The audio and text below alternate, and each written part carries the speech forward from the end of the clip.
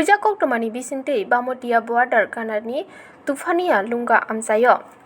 Airport BS Police ni chatok Mumbai TR01X1506 marini jikon maltini malkhungo mankha kwbangma cough syrup packet khlaijak.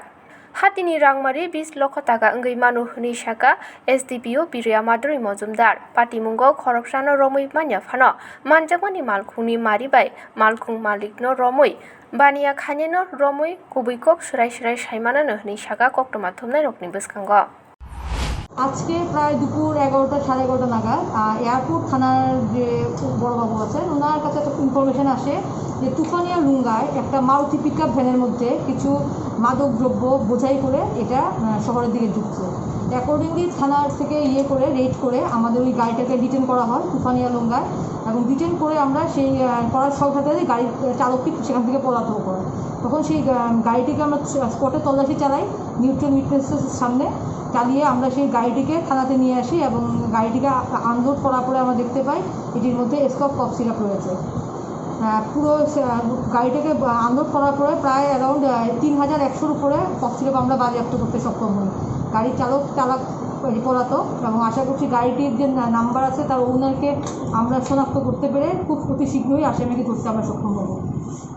যা পেয়েছেন cough syrup তার বাজার মূল্য কত হবে?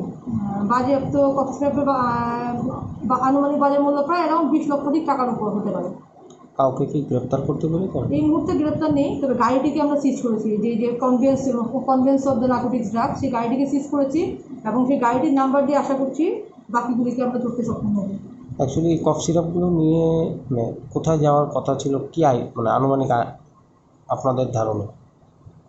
শহরে যেত, কারণ এখন তো সম্পূর্ণ যুব সমাজ আপনার ড্রাগসের জোয়ারে ভাসছে, এরকম একটা খবর আছে। যেখানেই খবর আসে আমরা সেখানে গিয়ে রেড করি, যতটা পারি আমরা আমাদের পুলিশ প্রশাসনের তরফ থেকে চেষ্টা করছি ড্রাগস ধরে এই র্যাকেটগুলিকে আনভিল করার এবং এটা তার পরবর্তী সময় সেই ড্রাগস চক্রটা না বাড়তে পারে আমরা চেষ্টা চালিয়ে যাচ্ছি এবং যেখানে ইনফরমেশন পাই সেখানেই আমরা ছুটে যাই।